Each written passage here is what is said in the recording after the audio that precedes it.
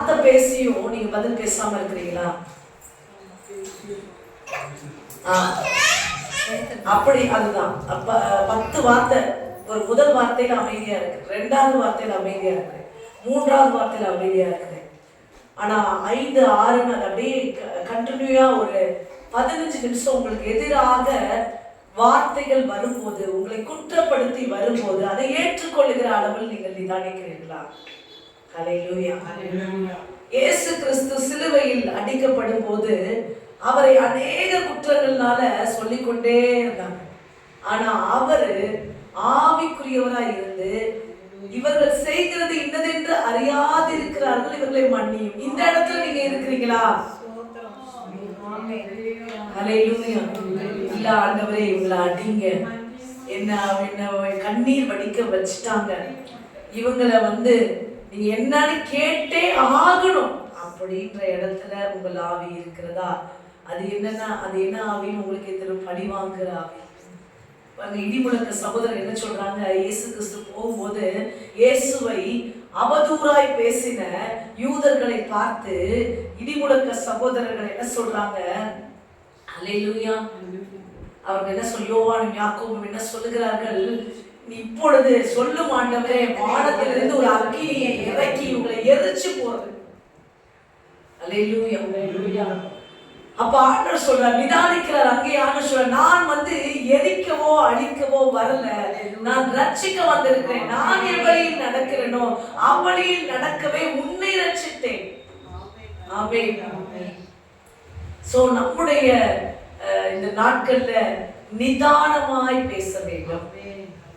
ஆமென். நீங்கள் நிதானிக்க வேண்டும். ஆமென். ஹல்லேலூயா. உங்களுக்கு எதிராய் வரும் குற்றச்சாட்டுகள் ஆனாலும் சரி, உங்களுக்கு எதிராய் வருகிற என்ன ஒரு காரியங்களா இருந்தாலும் நீங்கள் நிதானித்து பதில் சொல்ல வேண்டும். அதற்கு யார் உதவி செய்கிறார் என்றால் பரிசுத்த ஆவியானவர் உதவி செய்கிறார். நீங்கள் எப்பொழுதும் பரிசுத்த ஆவியானவரோட நடந்து கொண்டிருந்தால் மட்டும்தான் அந்த நிதானம் வரும். எங்கேயாவது பரிசுத்த ஆவியானவரை மறந்து விட்டு உங்கள் மாம்சத்துல நீங்க அதிக நேரம் இருப்பீர்கள் ஆனால், மாம்சத்தின் சிந்தனை, உலகத்தின் சிந்தனை, இதுல நீங்க உங்களுடைய சரீரத்தையும் ஆத்மாவையும் ஆவியும் அதிக நேரம் செலுத்துவீர்கள். அப்படி நீங்க செய்ய முடியாது. நிதானம் இல்லாமல் பேசிவிடுவீர்கள். ஹல்லேலூயா. சோ ஃபர்ஸ்ட் இன்னைக்கு என்ன சொல்றாரு ஆண்டவர், நீங்க ஆராய்ந்து நிதானிக்கணும். ஆமென். ஆராய்ந்து பார்க்கணும், இது எப்படிப்பட்ட வார்த்தை, இது எங்கிருந்து வருது அப்படின்னு சொல்லி நீங்கள் நிதானித்து ஆராய்ந்து எல்லாவற்றையும் ஆராய்ந்து, இப்பொழுது இதை பேசினால் என்ன நடக்கும்? ஹல்லேலூயா. மிக முக்கியமாக நம்மளால் கடைபிடிக்க முடியாத ஒரு விஷயம், ரகசியங்களை காத்துக்கொள்வது. நீங்கள் ரகசியங்களை காத்துக்கொள்ளவில்லை என்றால் கர்த்தர் உங்களோடு பேசவே மாட்டார். ஹல்லேலூயா. ரகசியங்களை காத்துக் கொள்ளுகிறவர். ரகசியங்கள் அப்படின்னா என்ன அப்படின்னு பாத்தீங்கன்னா, ஒருவர் உங்களோடு பேசின ஒரு விஷயம். ஆமென். உங்களை நம்பி பகிர்ந்து கொண்ட ஒரு விஷயம். ஆமென். உங்கள்கிட்ட மட்டும்தான் நான் சொல்றேன் அப்படின்னு சொல்ற விஷயம் என்ன விஷயம்? ரகசியம். அதை எல்லார்ட்டையும் அவங்க சொல்லிடலாமே. ஹல்லேலூயா. ஒரு வருடத்துல மட்டும் சொல்லும் போது அதை காத்து கொண்டு நடப்பதுதான் நிதானித்து நடப்பது. அப்படி நீ நிதானித்து அவருடைய ரகசியங்களை, மற்றவருடைய ரகசியங்களை நிதானித்து காத்து கொள்ளும் போது தேவனும் உன்னோடு கூட அநேக காரியங்களை பகிர்ந்து கொள்ளுகிறவராய் இருக்கிறார். தேவன் சொல்றத எதை சொல்றாரோ அதுதான் சொல்லணும். மனுஷன் சொல்ற எதையுமே வெளில சொல்லக்கூடாது. தேவன் சொல்றதுல எதை சொல்றாரோ அதை மட்டும்தான் சொல்லணும். எதை மறைத்து வைக்கிறது சொல்லணுமான்னு ஆண்டவர்கிட்ட கேட்கணும். அது சந்தோஷமோ பெரிய பெரிய விஷயமோ எதுவா இருந்தாலும் ஆண்டவரிடத்துல கேட்கணும். இதை நான் சொல்லலாமா ஆண்டவரே, இதை நான் தெரியப்படுத்தலாமா ஆண்டவரே. இது 2வது விஷயம் சொல்லிட்டு இருக்கேன், நிதானிக்க வேண்டிய இடம். அம்மே, ரகசியங்களை காத்துக் கொள்வதில் நிதானித்து செயல்பட வேண்டும். முதல் விஷயம் சொல்லி, உங்களுக்கு எதிராக குற்றச்சாட்டுகள் வரும்போது நிதானித்து செயல்பட வேண்டும். அடுத்தது ரகசியங்களை காத்துக்கொள்ளும் போது நிதானித்து நீங்கள் செயல்பட வேண்டும். தேவன் சொல்லுவதை எப்பொழுதும் தேவனிடத்திலே கேட்கணும், தெரியப்படுத்தலாமா?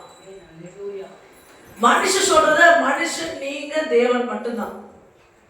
அதை சொல்லும்படி அந்த மனுஷன் பர்மிஷன் கொடுத்தா மட்டும்தான் சொல்லணும்.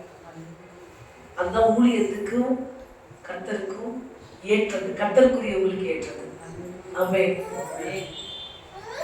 கூடவே இருப்பாங்க, ரொம்ப அவங்க கூட ஒருத்தர் இருப்பாங்க, ஆனா அவங்களோட விஷயத்த அவங்களுக்கு சொல்ல மாட்டேன். ஹல்லேலூயா. ஏன் தெரியுமா? அது கர்த்தருக்கும் எனக்கும் அவர்களுக்கும். ஆமென். ஹல்லேலூயா. இதுதான் மிக முக்கிய ஊழியத்துல ரொம்ப முக்கியமா கடைபிடிக்க வேண்டியது. அவங்களுடைய காரியத்தை எடுத்து இவங்களுக்கு, இவங்களுடைய காரியத்தை எடுத்து அவங்களுக்கு சொல்லக்கூடாது. ஹல்லேலூயா. அவங்க செய்த பாவ குற்றங்களை வெளியரங்கமாய் சொல்லக்கூடாது. ஹல்லேலூயா. அது கர்த்தர் மன்னித்த பிறகு அதை பற்றி பேசவே கூடாது. இதையெல்லாம் நீங்க நிதானிக்கணும். ஹல்லேலூயா. மிக முக்கியமாக ரகசியங்களை காத்துக் கொள்வதில் நிதானித்து செயல்பட வேண்டும் என்று சொல்லுகிறேன். மரியாள் பாருங்க, ஆண்டவர் சொல்லி மரியாள் அதை காத்துக் கொண்டாங்க. ஆமென். நல்லா தெரியும், கேப்ரியல் தூதன் சொன்னோன்னே வேகமா யோசேப்புக்கு இன்னைக்கு போன் இருக்கு, அன்னைக்கு போன் இல்லை, ஆனா ஆள் அனுப்பி யோசேப்புக்கு இந்த மாதிரி கடன் எல்லாத்தையும் சொல்லி முடிக்கிற அதையெல்லாம் இருதயத்தில் வைத்து சிந்தித்துக் கொண்டிருந்தார். கர்த்தர் சொன்னதை எல்லாம் சிந்தித்தார். எல்லாவற்றிலும் மரியாள் நிதானிச்சார். ஆமென். அதனால தேவ திட்டத்தை அவர்களால் நிறைவேற்ற முடிந்தது. ஹல்லேலூயா. ஒருவேளை அவங்க நிதானம் இல்லாம எல்லாத்தையும் சொல்லியிருந்தாங்களா, அந்த திட்டத்தை நிறைவேற்றவே முடிஞ்சிருக்காது. ஆமென். சோ உங்களுடைய வாழ்க்கையில நீங்க நிதானித்து ஆராய்ந்து செயல்பட தேவன் அழைக்கிறவராய் இருக்கிறார். இப்பொழுது இந்த வார்த்தையை இந்த இடத்துல நம்ம வச்சோம்னா அது நம்ம வாழ்க்கையை எந்த அளவுக்கு பாதிக்கும். ஹல்லேலூயா. நம்ம சூழ்நிலையை அது எந்த அளவுக்கு மாற்றி அமைக்கும் என்பதை நீங்கள் நிதானிக்க வேண்டும். ஆமென். கர்த்தர் இதற்காக தான் இந்த நாள்ல உங்களை ரொம்ப அழைக்கிறவரா இருக்கு. அதனால நான் சொல்றேன், உங்களுக்குள்ள எப்படிப்பட்ட ஆவி உடையவர்களாக இருக்கிறீங்க.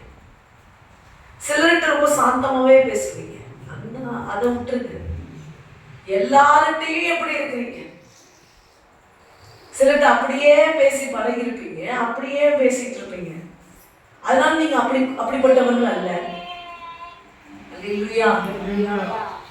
நீங்கள் உங்களுக்கு எதிரானவர்கள்ட்ட எப்படி நடக்கிறீங்களோ, உங்களை அடிக்கிறவர்கள் துன்பப்படுத்துறவங்கள்ட்ட நீங்க எப்படி நடக்கிறீங்களோ, உங்களை காயப்படுத்துறவங்க உங்களை குற்றப்படுத்துறவங்கள்ட்ட எப்படி நடக்கிறீங்களோ அதுதான் நீங்க.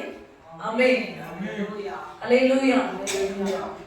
சோ இன்றைக்கு அப்படிப்பட்ட இடத்துல ஸ்தேவான் பாருங்க, நான் சாப்டர் சொல்லிட்டே போவேன். உங்களுக்கு அப்போஸ்தலர் படிச்சீங்கன்னா தெரியும், அந்த வார்த்தை படிச்சிருங்க. ஸ்தேவானுடைய ஆவி எப்படி இருந்தது நீங்க தெரிஞ்சுக்கோங்க. அப்போஸ்தலர் புஸ்தகத்தை எடுத்துக்கொள்ளுங்க. 7ஆம் அதிகாரத்தை 60வது வசனம். அதுக்கு முன்னாடி இருந்து படிங்க, 58ல இருந்து படிங்க, 57ல இருந்து படிங்க. அவனை நகரத்துக்கு புறம்பே தள்ளி அவனை கல்லெறிந்தார்கள். இருங்க, 57ல இருந்து படிங்க. அப்பொழுது அவர்கள் உரத்த சத்தமாய் கூப்பிட்டு, எதுக்காக உரத்த சத்தமாய் கூப்பிட்டாங்க அப்படின்னு பாத்தீங்கன்னா, ஸ்தேவான் என்ன சொல்றாரு, அதோ வானங்கள் திறந்திருக்கிறதையும் மனுஷகுமார் தேவனுடைய வலது பரிசத்தில் இருக்கிறதையும் காண்கிறேன். I see one vision. நான் ஒரு தரிசனத்தை பார்க்கிறேன்னு சொல்றாரு. அந்த தரிசனத்தை கேட்டோடனே இவங்களால ஏற்றுக்கொள்ள முடியல. தேவனை இவன் கண்ணால பார்க்கிறானா அப்படின்னு உடனே என்ன சொல்றாங்க, அப்பொழுது அவர்கள் உரத்த சத்தமாய் கூக்குரலிட்டு தங்கள் காதுகளை அடைத்துக் கொண்டு ஒருமனப்பட்டு அவன் மேல் பாய்ந்து நகரத்துக்கு புறம்பே தள்ளி அவனை கல்லெறிந்தார்கள். சாட்சிக்காரர் தங்கள் வஸ்திரங்களை கழற்றி சவுல் எனப்பட்ட ஒரு வாலிபனுடைய பாதத்தின் அருகே வைத்தார்கள். அப்பொழுது கர்த்தராகிய இயேசு என் ஆவியை ஏற்றுக்கொள்ளும் என்று ஸ்தேவான் அப்பொழுது கர்த்தராகிய இயேசுவே என் ஆவியை ஏற்றுக்கொள்ளும் என்று ஸ்தேவான் தொழுது கொள்கையில் அவனை கல்லெறிந்தார்கள். அவனோ முழங்கால் படியிட்டு, ஆண்டவரே, இவர்கள் மேல் இந்த பாவத்தை சுமத்தாதிரும் என்று மிகுந்த சத்தமிட்டு சொன்னான். இப்படி சொல்லி நித்திரை அடைந்தான். ஆமென். ஹல்லேலூயா. உங்களுக்கு எதிராக ஒருத்தர் கூடும்போது நிதானிக்கிறீங்க அப்படின்னா இங்க என்ன பண்ணிக்கோங்க, அத்தனை பேரும் ஒருமனப்பட்டு ஸ்தேவானுக்கு எதிராக நிற்கிறாங்க. இந்த காரியங்கள்லாம் யோசிக்கணும். உங்களுக்கு எதிராக எல்லாம் ஒருமனப்பட்டு நிற்கும் போது உங்க ஆவி எப்படி இருக்கு? அல்லேலூயா. இதுல பொய் சாட்சிக்காரர்கள் எழுப்பி நிற்கிறாங்க, இவர்களை தண்டிக்கவே வேண்டும் என்று. அப்பொழுது உங்கள் ஆவி என்ன செய்கிறது? ஸ்தேவானுடைய ஆவியோ என்ன செய்தது? சபிக்கவில்லை. இவர்கள் எல்லாரும் எண்ணிக்கொள்ளும்படி ஒருமனப்பட்டார்கள் என்று சபிக்கவில்லை, இவர்களை மன்னியும் என்று அவர் விண்ணப்பம் செய்தார். ஹல்லேலூயா. சோ இன்னைக்கு ரொம்ப ஆழமானது, ஆனா மேலாக நான் சொல்லிக் கொண்டு இருக்கிறேன். நீங்க எந்த ஆவியில இருக்கிறீங்க என்பதை நிதானித்து பாருங்க. ஒருவேளை நீங்க கர்த்தருடைய ஆவியில தான் இருப்பீங்கன்னா நிச்சயமா உங்க கூட இருக்கிறவங்க நீங்க கர்த்தருடைய ஆவியில தான் இருக்கிறீங்கன்றத நீங்க சொல்ல வேணாம், அவங்களே சொல்லுவாங்க. உங்கள் செயல்களின் நிமித்தம், உங்களுடைய பேச்சு நிமித்தம், உங்களுடைய நடத்தை நிமித்தம் இவர்கள் கர்த்தருடைய ஆவியில் தான் இருக்கிறார்கள் என்று சொல்லுவாங்க. ஆமென். ஹல்லேலூயா. சோ இன்றைக்கு உங்களை தேவன் அழைப்பது, உங்களை நீங்கள் ஆராய்ந்து பார்க்க வேண்டும். Who you are.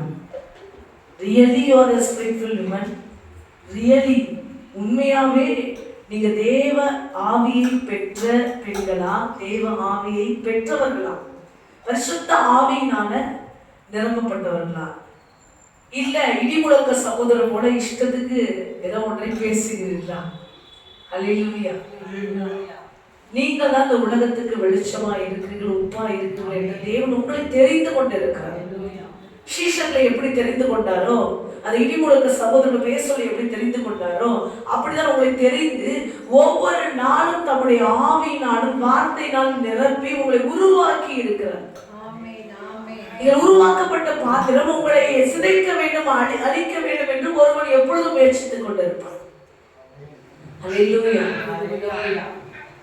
அது கர்த்தருடைய ஆவியான உங்களை நடத்தும் வரை அவனால முடியாது.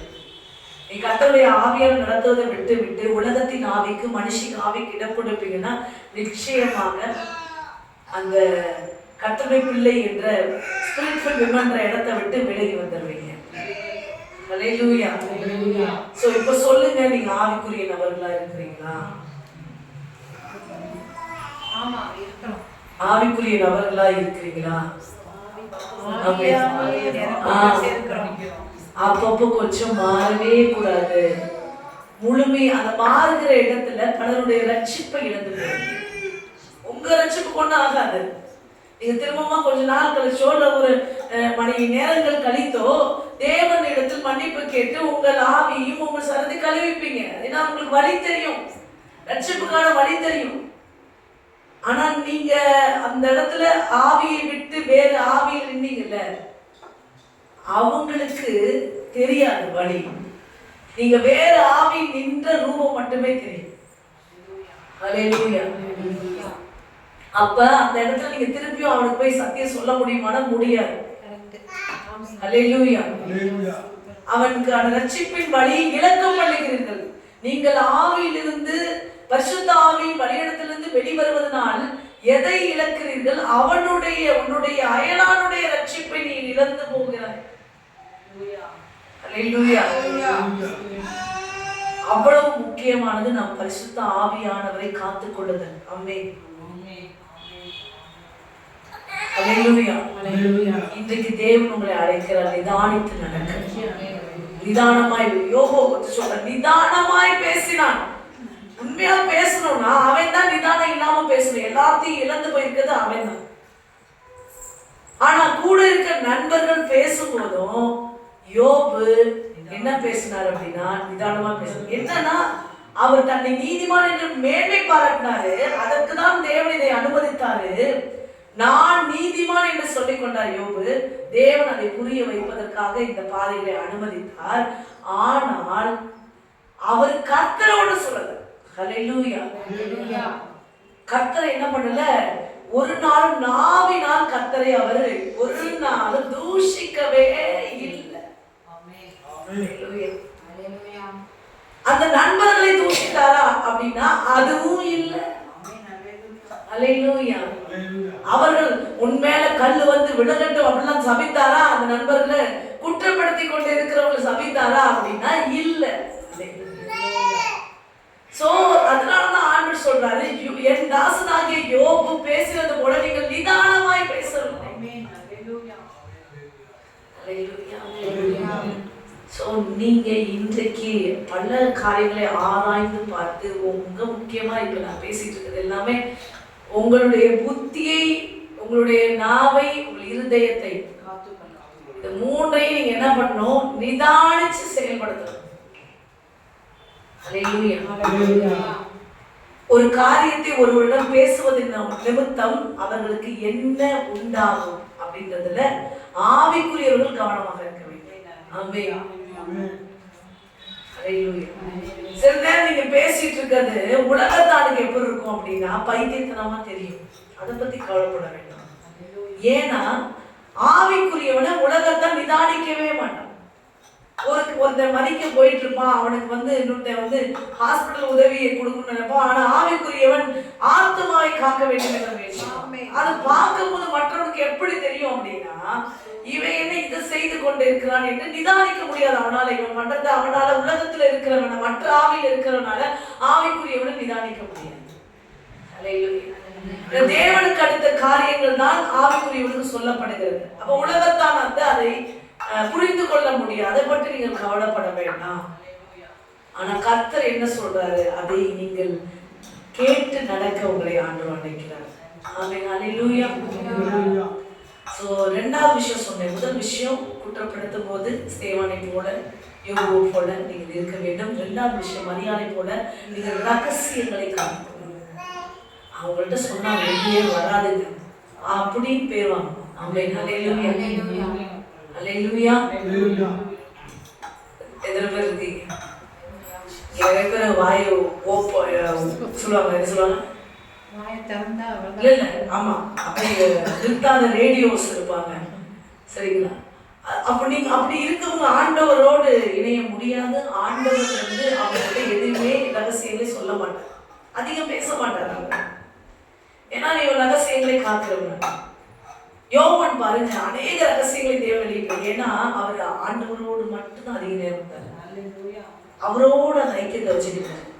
அதனால வெளிப்படுத்தின விசேஷம் அப்படின்றது என்னது? தேவன் வெளிப்படுத்தின காரியம். ஆமென். அந்த சீசனுக்கு அவர் வெளிப்படுத்தினார்.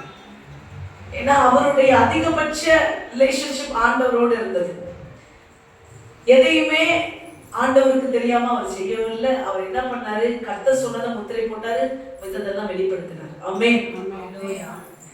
சோ நம்மளும் ரகசியங்களை காத்துக்கொள்ள வேண்டும் என்று, அதுல நிதானிக்க வேண்டும் என்று. மூன்றாவதாக நாம் நிதானிக்க வேண்டிய காரியம் என்ன அப்படின்னு பார்த்தீங்கன்னா, ஆண்டவர் நமக்கு ஒரு காரியத்தை வெளிப்படுத்தும் போது அதை ஆராய்ந்து பார்க்க. ஆண்டவர் வெளிப்படுத்தினார்ன்றத அலட்சியமா இருக்கக்கூடாது. கர்த்தர் வெளிப்படுத்துறத குறித்து என்ன பண்ணக்கூடாது? அலட்சியமா இருக்கக்கூடாது. ஆண்டவர் வெளிப்படுத்துற உடனே எல்லாம் சம்பவிக்குமா அப்படின்னா இல்ல. சம்பவிக்க வேண்டிய காலத்துக்குள் முன்பாக ஆண்டவர் சொல்லியிருந்தார். ஆமென். ஹல்லேலூயா. அப்ப ஆண்டவர் சொன்ன காரியத்தை நீங்கள் ஆராய்ந்து பார்த்து அதை குறித்து ஆண்டவரிடத்தில் திரும்பவுமாக கேட்டு விசாரித்து அதற்காக ஜெபிக்க வேண்டும். ஆமென். அதை போய் நீங்க எல்லாத்தையும் சொல்றதை விட நீங்க ஆண்டவர் சமூகத்துல உட்கார்ந்து நிதானிக்கணும். ஆமென். ஒரு வசனத்தின் மூலம் பேசுறாருன்னா அந்த விஷயத்தை நீங்க நிதானித்து மீன் சிந்தித்து ஆண்டவர் என்ன சொல்ல வர்றாரு அப்படின்றத கேட்டு அதை அந்த கருப்பொருளை எடுத்துக்கொண்டு இல்ல அந்த காரியத்தை குறித்து ஜெபித்து நீங்கள் செயலாற்ற வேண்டும். மூன்றாவது, நீங்கள் நிதானிக்க வேண்டிய விஷயம், 10 பேர் சொல்ற ஒரு வார்த்தை போல ஆண்டு வார்த்தையை நீ கேட்டுட்டு போயிடக்கூடாது. அல்லேலூயா. கடவுளுடைய வார்த்தையை பயபக்தியாய் கேட்டு அதை நிதானித்து அதை பிடித்து கொண்டு அதில் தேவன் என்ன செய்ய சொல்லுகிறார் என்பதை உணர்ந்து நடக்க வேண்டும். ஆமென். அல்லேலூயா. திரும்ப திரும்பவும் அந்த வார்த்தை குறித்து ஆண்டவர்கிட்ட போய் கேட்கணும். தேவ சமூகத்துல உட்காரணும். நம்ம என்னன்னா அநேக வார்த்தைகளை கேட்கறதுனால என்ன பண்ணுவீங்க, அப்படியே விட்டுட்டு அந்த நேரத்துக்கு அந்த 2 நாளைக்கு மட்டும் தேவனுடைய வார்த்தையை வாங்கிட்டு போயிடுவீங்க. அப்படி இல்லை. ஆமா, கர்த்தருடைய வார்த்தையை நீங்கள் என்ன பண்ணணும், சிந்தித்து உங்கள் அந்த ஜூஸை எடுத்து அதை நீங்க எடுக்கணும் உள்ள. ஆமென். ஹல்லேலூயா. சோ மூன்றாவது, கர்த்தருடைய வார்த்தையை நீங்கள் ஆராய்ந்து நிதானித்து நீங்கள் செயல்படுத்த வேண்டும். ஆமென். ஹல்லேலூயா. சோ 3 காரியங்களை நான் உங்களுக்கு சொல்லி இருக்கிறேன். தொடர்ந்து கர்த்தர் உங்களை வழி நடத்துவாராக. மிக முக்கியமாக இன்றைக்கு கேட்ட இந்த செய்தியில நீங்க எங்கேயோ நிதானம் இல்லாமல் செயல்படுகிறீர்கள். ஹல்லேலூயா. ஹல்லேலூயா. என்பதை ஆண்டவர் உங்களுக்கு உணர்த்தும்படிதான் இன்றைக்கு பேசியிருக்கிறார். ஸோ நிதானித்து பேசுங்கள், நிதானித்து செயல்படுங்கள். தேவனுடைய காரியமும் உங்களுடைய குடும்ப காரியங்கள் மற்றவர்களுடைய காரியங்கள் எல்லாவற்றிலும் உங்கள் உடன்பிறப்பின் காரியங்கள். சில பேர் குடும்பத்திலே மாற்றி மாற்றி சொல்லிடுவாங்க. குடும்ப கதை பேசுறதுல பெரிய பிரபலமாக இருப்பாங்க. பார்த்தீங்கன்னா ஒரு 4 பேர் இருக்க 4 அக்கா தங்கச்சும் வச்சுக்கோங்க, அவ்வளோதான் மாட்டான். அல்லேலூயா. அந்த அக்கா பற்றி இந்த தங்கச்சி இந்த அக்கா இப்படி பேசி பேசி பேசியே. ஆமாம். ஸோ இது எல்லாமே அன்வான்டான விஷயம். அவர்கள் ஏதோ ஒரு பண பிரச்சனை இருக்காங்கன்னா அவங்க அரிசி வாங்க காசு இல்லை, அவங்க பெட்ரோல் வாங்க இது இல்லை, அவங்க பயங்கரமான பண நெருக்கடியில் இருக்காங்க. ஒரே லைன். ஞானமாய் பேச கற்றுக்கொள்ள வேண்டும். ஆமென். வீண் வார்த்தைகளை விடக்கூடாது. அதிக சொற்களின் மிகுதியால் பாவம் இல்லாமல் போகாது.